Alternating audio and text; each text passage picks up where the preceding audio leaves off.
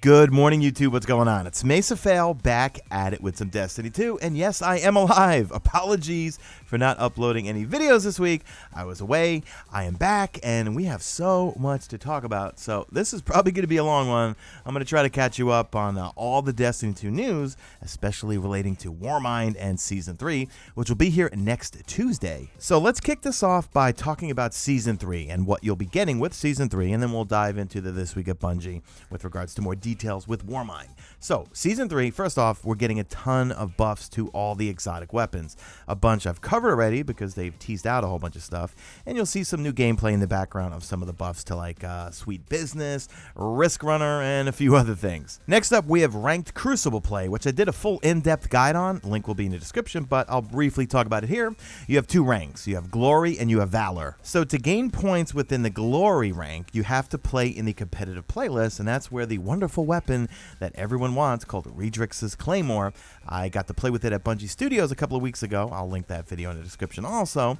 But you can only earn it from completing competitive matches. And with Glory, if you win, you go up. And if you lose, you go down. Now, Valor can take place in any of the playlists, I believe. But it's mainly for quick play.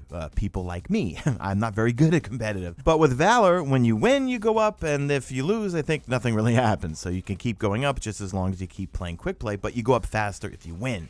When you reach max rank in both Glory or Valor, you can prestige and reset and go back to 0, and both will have some unique rewards that you will get as you rank up with both of these ranked plays. Also with Season 3, we're getting Heroic Strike modifiers. We're going to go in more detail with that when we go over the This Week at Bungie coming up.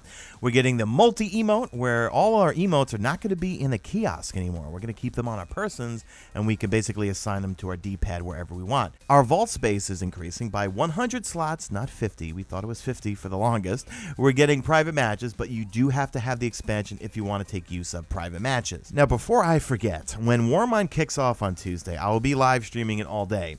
When I do, I will be giving away a couple of brand new SCUF controllers to your configuration. As long as you just tune by my stream, I'll ask some questions in chat. Whoever answers first wins himself a brand new SCUF controller. Now, I put this out last week, but just like with Curse of Osiris, I love doing exotic reviews. If you happen to get an exotic, back when Curse of Osiris hit, a whole bunch of you guys were so kind enough to let me use your account to do an exotic review. So if you get an exotic weapon or armor piece and you want me or would let me use your account to do a review, hit me up on Twitter or shoot me an email that's on screen. Next up, Kevin Yanes and Josh Hamrick. So Kevin Yanes is the senior PvP designer and Josh Hamrick is the sandbox design lead. Put out a quick video talking about exotics and the Crucible. Roll the tape. So in 1.2.0, we're refreshing a bunch of the weapon exotics. We're making them significantly deadlier and more interesting and powerful. We're adding Masterworks to all of them. The way that Masterworks will work for exotic weapons is unlike legendaries, which allow you to increase a stat and then re-roll to get the stat that you're desiring. Exotic Masterworks are hand-built to be awesome for the exotic that they've been chosen for. And so once you get a Masterworked version of an exotic, that is the one true Masterworked version of that exotic weapon. And it can be anything from some crazy stat bump to some behavioral change, and they're really, really good. I think Vigilance Wing was like a good preview into what that looks like, right? Yeah. The hot 0.8 time to kill that we're not nerfing. Right. No, we're embracing that. Yeah. We're gonna spread that love around. Yeah. And so yeah, we're gonna see a lot more weapons that are capable of pulling off shenanigans the way that Vigilance Wing currently is. And me personally, I'm super excited for Tractor Cannon. We added suppression to it, which means you're gonna be able to bait supers or players into the ultimate death trap, and it's going to be hilarious. And it's already hilarious. If you think hurling people off the map is fun, wait till you hurl them out of their super against the wall. And you hurl them out of the map and they can't jump. They just plummet. Yeah, it's pretty hilarious. And then Crucible has all sorts of stuff coming. Ton of changes coming to Crucible in Season 3. The two big ticket items that I think everyone's excited for are seasonal Crucible ranks and private matches. I am super excited for private matches for a number of reasons, but my personal bias is it enables tournaments. It enables people to organize to make their own tournaments, and you get to foster this community that strictly exists to showcase skill. showcase mastery, and I love watching that. I used to watch all the D1 tournaments all the time, and I'm super excited to see those return. People have been asking for Crucible ranks specifically for a long time, and we've definitely heard the feedback, and we finally found a good place, a good home for it with Season 3. Especially with Crucible ranks, we needed a reward that was going to motivate people, that was going to push people to grind through the glory ranks, and we worked very closely together to craft a very unique gun. It's called Redrix's Claymore, and I think when players see that, when they get their hands on it, they're going to realize immediately that, holy It's pretty good. I need to get this gun.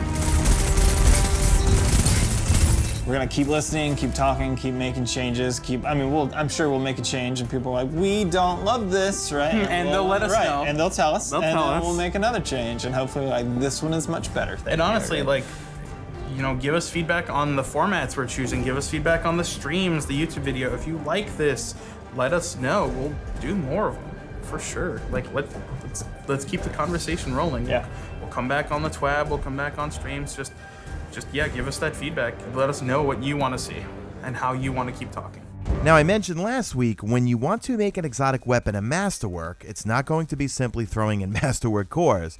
We're going to be getting a hidden bonus, and then also the basic Masterwork stats that you can reroll, range, stability, so forth. And we're going to have to find the catalyst to turn it into a Masterwork, and then there will be more steps. They want to make this a grind. Here's footage that I recorded of the Risk Runner, and there it says, found in strikes against killing challenging enemies or challenging opponents. So you need to do that first to find the catalyst. Then from there's going to be some more steps. They also put out a video that's a Bungie Developer Insights video with Brent from Vicarious Visions, as well as Evan, the design director for Warmind. I'm going to play that at the end of the video just because I really want to get into the This Week at Bungie. There's lots more stuff to talk about, but they talk about how they developed Warmind as well as the development of Escalation Protocol, the new endgame activity. If you want to see a full guide on how that actually plays out, link will be in the description. So let's get into this patch note preview now. The full patch notes will be available next Tuesday, but they give us a little bit of a preview. So first off, I'm just going to laundry list this and read it verbatim. Vault space has now been increased from 200 to 300 items. The multi-emote is here. You can now configure all 4 emote options with player-selected emotes. The entire emote collection is now always available for you for convenient swapping. Items in the emote collection have been removed from the vault and is no longer needed. Guided games will now feature a Leviathan guide emblem that tracks the number of raid encounters and raids as players have completed as a guide. They want to encourage people to start using guided games. This emblem rewards a unique aura for 14 days after a player completes a raid as a guide. Once a week while the aura is active, guiding a raid to completion grants 1 bright engram. Next up, we have confirmation we're definitely getting exotic quests. So check this out. A new inventory category has been created that will contain pursuit tracking items, such as those for exotic quests. Items that are in the pursuits category are specific to each character and are not shared across the account. So I'm reading into that is, okay, you get an exotic quest on one character, you can't just go complete it on another one. It's going to be just for that particular character. Now we're going to have some weekly lockouts. So weekly lockouts for raid and raid lair rewards are now class-based. So players running multiple characters of the same class will receive the rewards only the first time they run the raid or the raid lair in a given week. That's basically stopping people from, if you're going to say delete a warlock and then make 2 warlocks so you think you can get your warlock up to max power level fast. No, they want to slow our progression. We already covered this in a previous video. The grind to max power, which is going to be 380, not including mods, so 385. And guys, if Banshee is selling any, check in every day. If Banshee is selling a kinetic attack mod, buy as many as you can. You're going to need them. Next up, we get a preview of the buff to the exotic submachine gun called the Risk Runner. So here's what John Wisniewski had to say. We gave Arc Conductor increased resistance to incoming arc damage by 50% and enabled it in the Crucible. Arc Conductor will now activate when the weapon is stowed, but damage resistance will only work when the weapon is in your hands. This is already a strong gun in PvE. We're hoping these changes will give it a place for some interesting Crucible loadouts, strategies, and counters. We also have a preview of Sweet Business Business, one of my favorite guns to annoy people in the Crucible with. Look at how much he's firing and how often he's firing. Well, that's because he's a Titan, but he's stepping in and out of a Warlock to put down a Rift who's wearing Lunafaction boots, which gives you a reload every time you step in and out. But basically, they capped the ammo at 999 rounds. That was a problem I found with Risk Runner and me using it in PvE, as I'd constantly be running out of ammo. Well, not anymore, so safe to say I probably will be using Risk Runner a lot more in PvE situations. It's a fun gun. I typically only use it in the Crucible right now because it's a lot of fun to just wind that thing up when your radar goes red and just spray people down. The good old Darcy exotic sniper rifle is also getting a buff. So this sniper rifle now grants 4 times damage once locked onto a target. Exact scaling depends on the activity, difficulty, light level, delta, etc. It shouldn't take a master strategist to figure out how this will benefit you in PvE. Any Crucible combatant snipers will also want to give this gun a try. It's got a 7-round magazine, reduced zoom for closer engagements, and an aim assist stat retuned to be more generous when you haven't locked onto a target for better results while drag sniping. So we finally have some clarification and details on heroic strike modifiers. So let me read this verbatim. In Season 3, we've increased the baseline difficulty of heroic strikes to make combatants more aggressive and make the experience feel more, well, heroic. Additionally, at any given time, the heroic strike playlist will have 3 modifiers on it.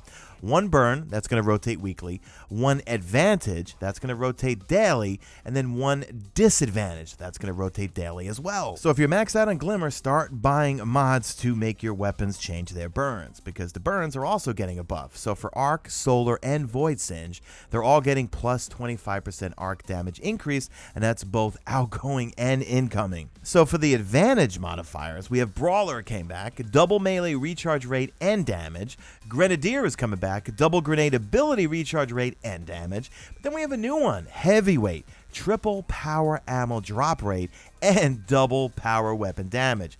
That's going to be a fun one when that one comes up, because first off, linear fusions, I don't know if you've tried them out since 1.1.4, man, they do so much damage now on bosses. So when that modifier Heavyweight is active, I'm going to be using linear fusions. Now for the disadvantages, we have Glass, so players' health and shields have halved, but the recharge rates are doubled. Then we have Blackout, radar is disabled, and enemies do 20 times increased melee damage. That's kind of like Light Switch from Destiny 1. Then we have Iron, enemies no longer stagger, and health pools are increased by 50%.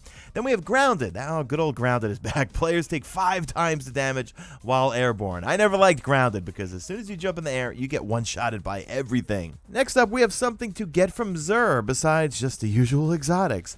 We get legendary Nightfall challenge cards. So let me read this verbatim. Players will now be able to take their rare challenge card to Xur and upgrade it to a legendary challenge card. Doing so adds more customization options to the card. Legendary cards allow you to select 1 burn, 1 advantage/disadvantage, and 2 additional disadvantages. Now, with the exception of the Glass modifier, all of the advantages and disadvantages listed above from the heroic strike modifiers can be applied to the new challenge card. Additionally, there are a few disadvantages unique to the legendary challenge card that you could select, and here they are. We have Extinguish, return the fire team to orbit on a wipe. Famine, ammo drops are reduced by 50%. I know I don't want to select that one. Then we have Match Game, players must match their damage type to the enemy shield type.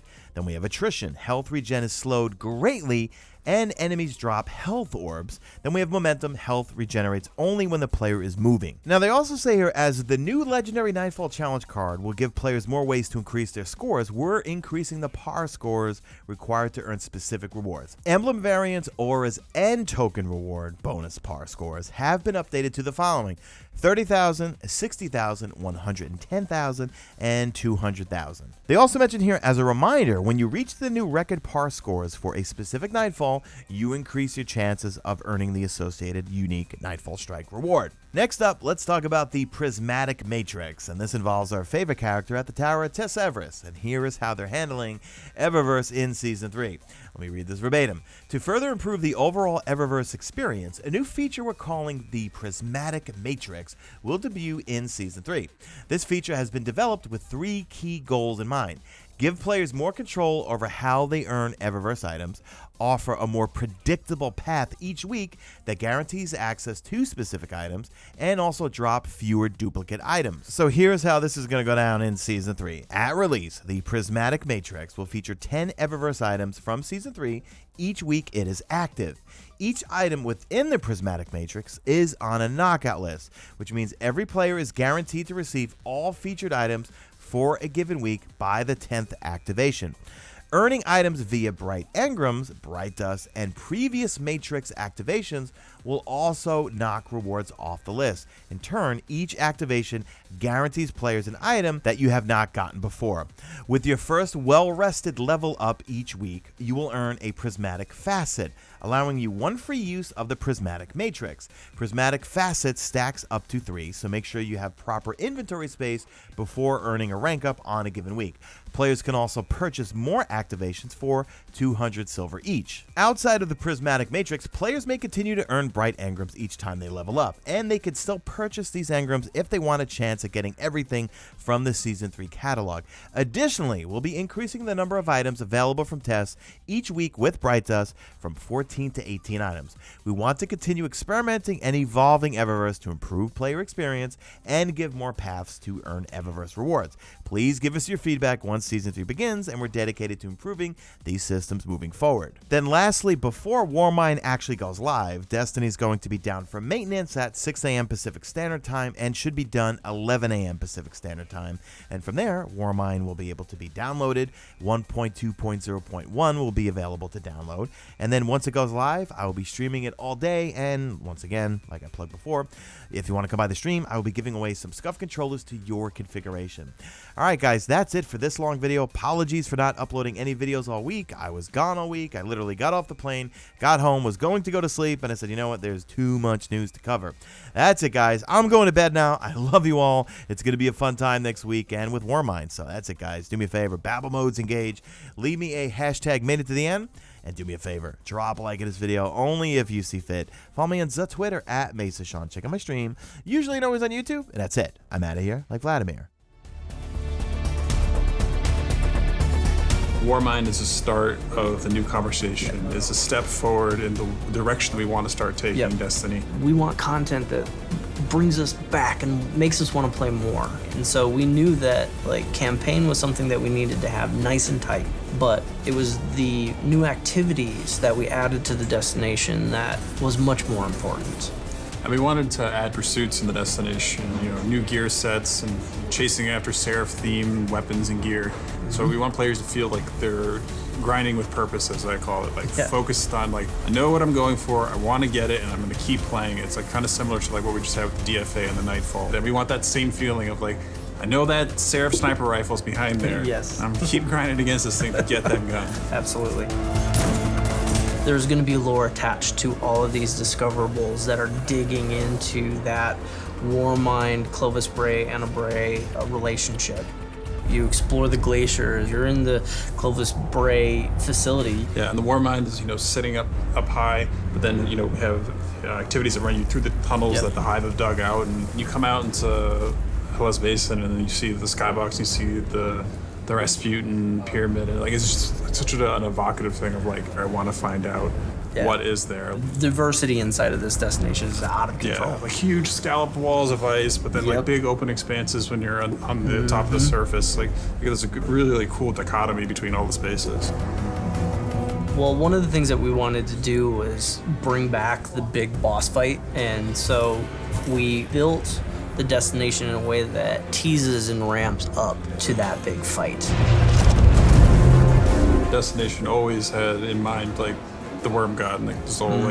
It started with Rasputin, and then I think the next step after that was who are we fighting? Formidable foe. Formidable foe, yeah. Yep. And Vivi definitely is all about the big bosses. And really wanted to bring a big boss in, and no matter how crazy you thought we and were. it was the marriage of these two and making them coexist in a cohesive manner. Another thing that came out from the playtest was the new relic we're actually putting in. You get the opportunity to actually wield a weapon of Rasputin's own design, and it's this javelin we call the VALKYRIE that is a really deadly long-range weapon, but yet it's super powerful if you decide to use it in melee up front. So we have all new campaigns to start out with. We've added new adventures, new quests, new exotics for players to find, and we have the new Escalation protocol activity that we're adding. So we're encouraging players to stick around, play the destination, explore it, uncover secrets, and learn more about Rasputin and the Bray family.